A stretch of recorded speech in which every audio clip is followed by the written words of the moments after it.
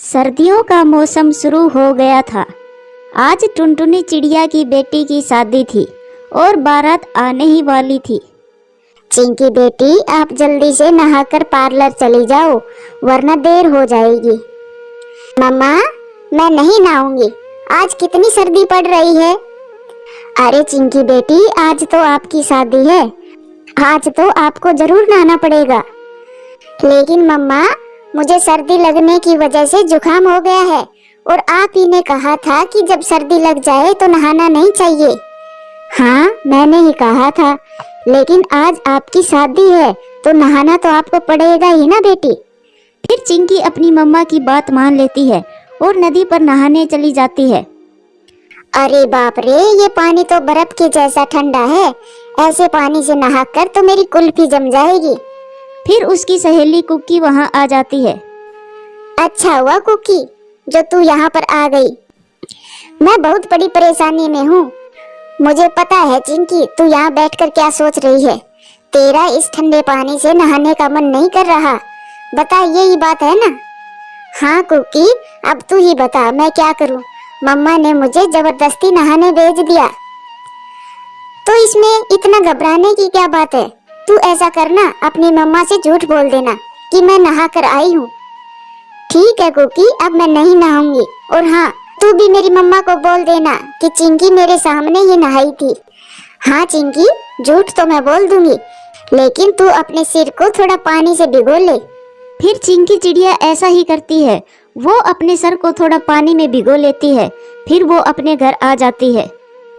चिंकी बेटी, आपने नहाने में इतनी देर कर दी, बारात अपने घर से निकल चुकी है, अब आप जल्दी से पार्लर जाकर तैयार हो जाओ। फिर चिंकी चिड़िया गोरी कोवी के पार्लर चली जाती है।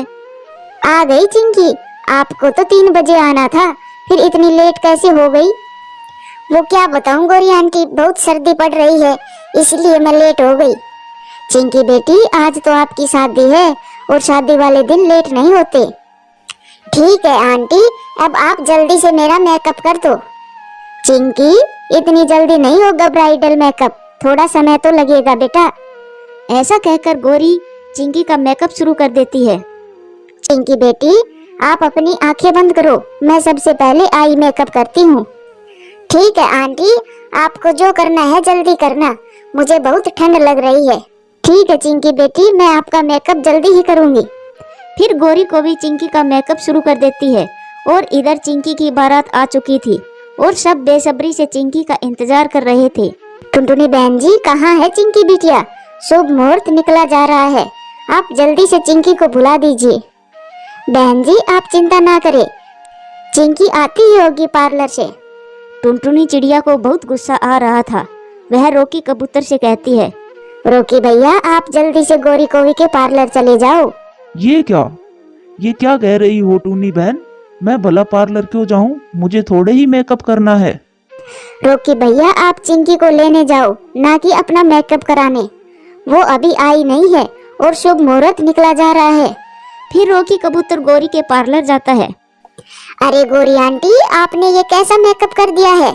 मुझे तो ये बिल्कुल भी अच्छा नहीं लग रहा। चिंकी, आपने ही तो कहा था कि मेकअप जल्दी जल्दी करना, और जल्दी जल्दी में तो ऐसा ही होता है। और वैसे भी कितनी प्यारी तो लग रही हो, और क्या चाहिए तुझे? नहीं गोरी आंटी, आप झूठ बोल रही हो, आपने तो मुझे बिल्कुल चुड़ैल जैसा बना दिया है। मैं ऐसा मेकअप करवा कर घर नहीं जाऊंगी। ठीक है, अगर घर नहीं जाना तो मत जाओ, शादी आपकी है, मेरी थोड़ी ना है, जो मुझे फर्क पड़ेगा।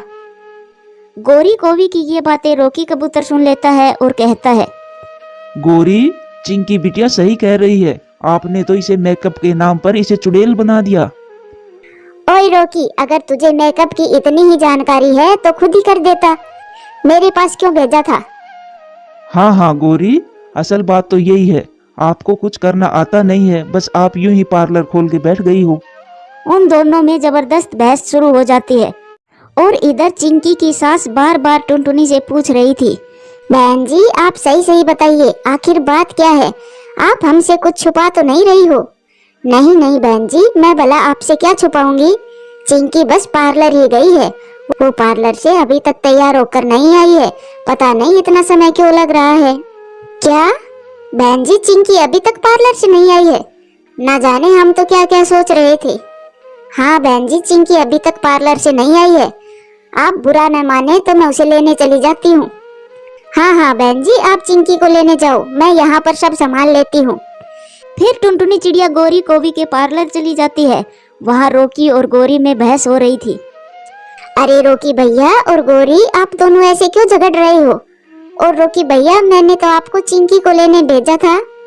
टुनटुनी चिड़िया, मैंने चिंकी का बहुत अच्छा मेकअप किया है, मगर इन दोनों को तो पसंद ही नहीं आया। फिर टुनटुनी चिड़िया अपनी बेटी को देखती है जो दूसरी तरफ मुंह करके रोए जा रही थी। मम्मा, इस गोरी आंटी ने मेरा कितना बुरा मेकअप किया है, ये मुझे जरा भी पसंद नहीं आया। टुनटुनी चिड़िया को भी चिंकी का मेकअप जरा भी पसंद नहीं आया और वह गोरी कोवी से कहती है, गोरी बहन, आपने तो कहा था कि मैं बहुत अच्छा मेकअप करती हूँ, इसीलिए मैंने अपनी बेटी को आपके पास भेजा था, वरना इससे अच्छा मेकअप तो वो खुद ही कर लेती है। टुनटुनी चिड़िया, ये मेकअप बहुत अच्छा है, आप सबकी तो आंखें खराब हो चुकी है। मुझे मेरे पैसे दे दो और आप यहाँ से चले जाओ। गोरी आंटी, इस मेकअप का तो आपको 1 रुपया भी नहीं मिलेगा, मैं ये मेकअप अभी साफ कर देती हूँ। ऐसा कहकर चिंकी गोरी के टॉवल से अपना मेकअप हटा देती है, जिसे देख गोरी कोवी को बहुत गुस्सा आता है। देखो टुनटुनी चिड़िया, मैं कुछ नहीं जानती, मेरा हजारों का खर्चा हुआ तुम्हारी बेटी पर, और मैं मेरे पैसे लिए बगैर जाने नहीं दूंगी आपको। गोरी कोवी, तुझे इस मेकअप का 1 रुपया भी नहीं मिलेगा, बल्कि तेरी वजह से चिंकी बेटी कितनी लेट हो गई है। ऐसा कहकर वो तीनों अपने घर आ जाते हैं। फिर चिंकी को बिना मेकअप का देख उसकी सास उनसे सवाल करती है। फिर टुनटुनी चिड़िया उनको पार्लर की सारी बातें बताती है। कोई बात नहीं चिंकी बेटी, आप चिंता ना करें, मैं अभी आपका अच्छे से मेकअप कर देती हूँ। क्या क्या कहा बहन जी आपने? आपको मेकअप करना आता है? हाँ हाँ बहन जी, मुझे थोड़ा बहुत मेकअप तो आता है, और वैसे भी चिंकी बेटी बहुत सुंदर है, मैं चिंकी का मेकअप बहुत जल्दी कर दूंगी। फिर चिंकी की सास कुछ ही देर में चिंकी को तैयार कर देती है। अरे वाह सासू माँ, आपने तो मेरा मनपसंद मेकअप कर दिया, देखो मैं कितनी सुंदर लग रही हूँ। सच में बहन जी, आपको तो मेकअप करना आता है, कितनी जल्दी कितना सुंदर मेकअप कर दिया। अरे नहीं नहीं बहन जी, ये मेकअप तो ऐसे ही कर दिया। चिंकी बेटी, अब आप जल्दी से मंडप में चलो, मुहूर्त निकला जा रहा है। फिर चिंकी चिड़िया को मंडप में ले जाया जाता है और चिंकी की शादी धूमधाम से हो जाती है। प्यारे दोस्तों, कहानी अच्छी लगे तो लाइक करें, शेयर करें, कमेंट्स करें और हाँ, चैनल को सब्सक्राइब करें। धन्यवाद। ये कहानी सुंदरवन जंगल की है। वो जंगल हरा भरा व खूबसूरत था। उस जंगल में 2 भाई रहते थे। एक का नाम बंटी कबूतर और दूसरे का नाम रॉकी कबूतर था। बंटी कबूतर बड़ा भाई था और रॉकी छोटा भाई था। रॉकी, आज अपने पिताजी को मरे हुए पूरा 1 महीना हो गया है। मुझे पिताजी की बहुत याद आ रही है। वो अब इस दुनिया में नहीं रहे, लेकिन उनकी आखिरी निशानी ये अमरूद का पेड़ है। हाँ भैया, मुझे भी पिताजी की बहुत याद आ रही है। और हाँ, हमारे पिताजी ने इस अमरूद के पेड़ को बहुत अच्छे से देख रेख करके पाला था, और जब ये पेड़ फल देने वाला हो गया तब पिताजी इस दुनिया में नहीं रहे। लेकिन भैया, अब पिताजी तो नहीं रहे, लेकिन पिताजी की इस आखिरी निशानी को हम दोनों भाई मिलकर अच्छे से देख रेख करेंगे, ताकि ये पेड़ हमेशा हरा भरा रहे। दोनों ही भाई अपने अमरूद के पेड़ से बहुत प्यार करते थे। कुछ दिनों बाद बड़े भाई बंटी कबूतर की शादी हो जाती है और बंटी कबूतर की पत्नी बहुत ही चालाक थी। बंटी जी, आप और मैं तो कब से इंतजार कर रहे थे कि आपके पिताजी का आखिरी वक्त कब आएगा और कब हमें उस अमरूद के पेड़ से आधा हिस्सा मिलेगा। अरे भाग्यवान, जरा धीरे बोलो, अगर रॉकी कबूतर ने सुन लिया तो सब गड़बड़ हो जाएगी। और वैसे भी उस अमरूद के पेड़ पर मेरा हक है, क्योंकि मैं रॉकी का बड़ा भाई हूँ। अरे वाह बंटी जी, क्या बात है आपने। आप अब जल्दी से अपने छोटे भाई रॉकी से उस अमरूद के पेड़ के हिस्से की बात कर लें। और उधर रॉकी कबूतर की दोस्त टुनटुनी चिड़िया होती है और टुनटुनी चिड़िया बहुत ही समझदार थी। रॉकी भैया, तुम इतना भोला बनकर मत रहा करो, तुम्हारा बड़ा भाई बहुत चालाक है, तुम थोड़ी चालाकी से रहा करो। मुझे तुम्हारे बड़े भाई की नीयत अच्छी नहीं लगती। टुनटुनी बहन, मेरा बड़ा भाई जैसा भी है वो मेरा भाई है, मैं कभी भी उनके बारे में गलत नहीं सोच सकता। और वैसे भी बड़े भाई पिता के समान होते हैं। और टुनटुनी बहन, शायद आपको कोई गलतफहमी हुई होगी, मेरा भाई बहुत अच्छा है। बस यही कारण था। रॉकी कबूतर का बड़ा भाई रॉकी को बेवकूफ समझता था, क्योंकि रॉकी अपने भाई पर आंख बंद करके भरोसा करता था। फिर अगली सुबह बंटी कबूतर अपने छोटे भाई रॉकी कबूतर को अपने पास बुलाता है। देखो रॉकी, मैं तुम्हारा बड़ा भाई हूँ और अब तो पिताजी भी नहीं रहे। इसी कारण अब सारे फैसले करने का अधिकार मेरे पास है। इसीलिए मैं चाहता हूँ कि पिताजी के इस अमरूद के पेड़ में अपना अपना हिस्सा कर लें। बंटी भैया, आप बड़े हैं, आप जो भी बंटवारा करोगे वो मुझे मंजूर होगा। रॉकी, इस अमरूद के पेड़ पर हर साल जितने भी अमरूद लगेंगे वो सब मेरे होंगे और उन अमरूदों पर तुम्हारा कोई हक नहीं होगा। और इस पेड़ की लकड़ियाँ और छाया वो सब तुम्हारी होंगी। जब ये पेड़ बूढ़ा हो जाएगा तब ये अमरूद नहीं दे पाएगा, तब तुम इसे काटकर अपनी लकड़ियों का व्यापार शुरू कर लेना। रॉकी कबूतर बहुत ही मासूम था, इसीलिए वो अपने बड़े भाई की चाल को नहीं समझ पाता। बंटी भैया, आपका फैसला मुझे मंजूर है और अब से मैं हमेशा इस पेड़ की छाया में ही बैठूंगा और कभी भी इस पेड़ के अमरूद नहीं खाऊंगा। रॉकी, एक बात और, तुम हमारे इस हिस्से वाली बात को किसी भी पक्षी को मत बताना। अगली सुबह रॉकी कबूतर अपनी भूख मिटाने के लिए अमरूद तोड़ने लगता है। तभी उसका बड़ा भाई बंटी वहां आ जाता है और गुस्से में कहता है, रॉकी रुको, तुम्हें कल हिस्से वाली बात याद नहीं है? ये अमरूद मेरे हैं, फिर भी तुम इनको तोड़ रहे हो। इन अमरूदों पर तुम्हारा कोई हक नहीं है। लेकिन भैया, फिर मैं क्या खाऊंगा? और मुझे तो बहुत ज्यादा भूख लग रही है। मुझे क्या पता, जाओ जाकर तुम भी और पक्षियों की तरह मेहनत करके खाओ। अपने बड़े भाई की बात सुनकर रॉकी कबूतर उदास हो जाता है और वहां से चला जाता है। कुछ दिन ऐसे ही गुजर जाते हैं। दिन ब दिन बंटी कबूतर अपने अमरूद दूसरे जंगल में बेचकर बहुत ज्यादा अमीर हो गया था और अब तो उसके पास एक पक्का बड़ा घर भी हो गया था। रॉकी, मेरे दोस्त, मैं तुम्हें कई दिनों से देख रही हूँ कि तुम कुछ दिनों से भोजन ढूंढ रहे हो। तुम्हें भोजन ढूंढने की क्या जरूरत है? तुम्हारा तो अपना खुद का एक अमरूद का पेड़ है। टुनटुनी चिड़िया, तुम मेरी सबसे अच्छी दोस्त हो, मैं तुमसे कुछ नहीं छुपाता।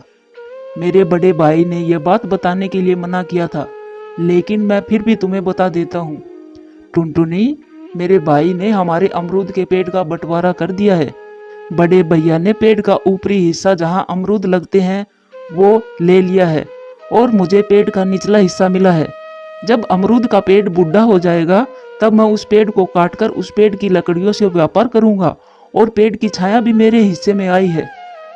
अरे रॉकी भैया, तुम कितने भोले और मासूम हो।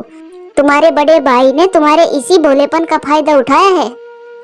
क्या मतलब टुनटुनी चिड़िया? मैं कुछ समझा नहीं। रॉकी कबूतर, उस अमरूद के पेड़ पर सिर्फ अमरूद ही काम के हैं जो तुम्हारे भाई ने अपने हिस्से में ले लिया है। और तुम लकड़ी का व्यापार तो तुम तब करोगे ना। पेड़ों की जिंदगी बहुत लंबी होती है। तुम्हारी पूरी उम्र बीत जाएगी और तुम्हारे बच्चे भी बूढ़े हो जाएंगे, तब भी वो अमरूद का पेड़ बूढ़ा नहीं होगा और हर साल अमरूद का फल देता रहेगा। इससे तुम्हारे बड़े भाई को बहुत ज्यादा फायदा होगा। तुम्हारे बड़े भाई ने तुम्हारे साथ धोखा किया है। ये सारी बातें कालू कौवा सुन लेता है और वो तुरंत रॉकी कबूतर के पास आ जाता है।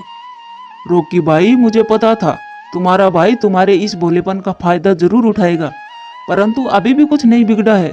तुम जाकर अपने भाई से अपना हिस्सा छीन लो। टुनटुनी और कालू कौवा, अगर तुम दोनों मुझे इस बात का एहसास नहीं दिलाते तो मैं जिंदगी भर इसी धोखे में रहता कि मैं भी एक दिन लकड़ी का व्यापार करूंगा, परंतु अब और नहीं। मैंने तो कभी सोचा ही नहीं था कि मेरा भाई मेरे साथ छल करेगा, लेकिन अब तो मैं अपने सातिर भाई से अपना हिस्सा लेकर ही रहूंगा। अगले दिन रॉकी कबूतर अपने पेड़ की छाया में आराम से बैठा था। कुछ देर बाद बंटी कबूतर अपने अमरूद तोड़ने आता है। वो एक एक अमरूद तोड़कर नीचे जमीन पर फेंक रहा था।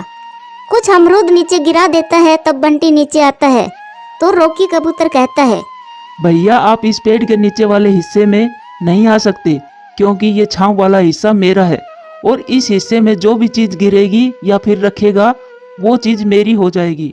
आपने जो अमरूद मेरे हिस्से में फेंके हैं, इसमें से एक भी अमरूद आपको नहीं ले जाने दूंगा क्योंकि ये अमरूद मेरे हिस्से में आकर गिरे हैं, इसीलिए ये अमरूद अब मेरे हैं। अरे लेकिन अमरूद पर तो मेरा हक है ना, तो फिर तुम ये अमरूद कैसे ले सकते हो? नहीं भैया, ये अमरूद मेरी जमीन पर गिरे हैं, इसीलिए ये सब अब मेरे हैं और अब आप यहाँ से जा सकते हो। फिर बंटी कबूतर गुस्सा होकर वहाँ से चला जाता है। अगले दिन रॉकी कबूतर एक उल्लू लकड़हारे को लेकर आता है। अरे ये क्या, ये रॉकी इस लकड़हारे को क्यों लेकर आया है? मैं अभी जाकर पूछता हूँ। फिर बंटी कबूतर रॉकी कबूतर के पास आ जाता है। रॉकी, तुम इस उल्लू लकड़हारे को लेकर क्यों आए हो? बंटी भैया, इस पेड़ का नीचे वाला हिस्सा मेरा है, इसीलिए मैं इसकी लकड़ियां कटवा रहा हूँ ताकि मैं लकड़ियों का व्यापार कर सकूं। रॉकी, तुम पागल तो नहीं हो गए हो? अगर तुम इस पेड़ को काट दोगे तो मुझे अमरूद कैसे मिलेंगे? मैं तो बर्बाद हो जाऊंगा। वाह भाई वाह, आपको अपनी तो चिंता है परंतु मेरी नहीं। लेकिन अब मुझे भी आपकी कोई चिंता नहीं है। आप ये भी जानते हैं कैसे मुझे बेवकूफ बनाकर पेड़ के सारे अमरूद खुद ले लिए हैं और मुझे एक बेकार सा हिस्सा दे दिया जिससे मुझे कभी भी फायदा नहीं होगा। अब या तो मुझे ये पेड़ काटने दे या फिर अमरूद में से आधा हिस्सा दे। अगर आप ऐसा नहीं करते तो फिर ठीक है, मैं इस पेड़ को कटवा देता हूँ और इसकी लकड़ियों से अपना कारोबार शुरू करूँगा। ये सारी बातें चल ही रही थी कि वहाँ पर टुनटुनी चिड़िया आ जाती है। बंटी कबूतर, तुम्हें थोड़ी सी भी शर्म नहीं आती? तुमने तो अपने सगे भाई को ही धोखा दिया है। उल्लू भैया, अब बहुत हो गया, अब आप इस पेड़ को काट दें। अरे नहीं नहीं, रुक जाओ, इस पेड़ को मत काटना, ये हमारे पिताजी की आखिरी निशानी है। मैं जानता हूँ कि मैंने अपने भाई को बेवकूफ़ बनाया है और आज सच में मैं बहुत ज़्यादा शर्मिंदा हूँ। मैं मेरी पत्नी की बातों में आ गया था, मुझे माफ़ कर दो मेरे भाई। बस अब इस पेड़ का बिल्कुल बराबर से हिस्सा होगा। जितने अमरूद लगेंगे वो सब 2 हिस्सों में बटेंगे और मैंने इस पेड़ के अमरूद बेचकर जितने भी पैसे कमाए हैं और एक बड़ा सा घर भी बना लिया है, अब से तुम भी उसी घर में रहोगे और उसमें तेरा आधा हिस्सा रहेगा। और फिर दोनों भाई खुशी खुशी एक साथ एक ही घर में रहने लगते हैं। प्यारे दोस्तों, कहानी कैसी लगी कमेंट्स करके जरूर बताना।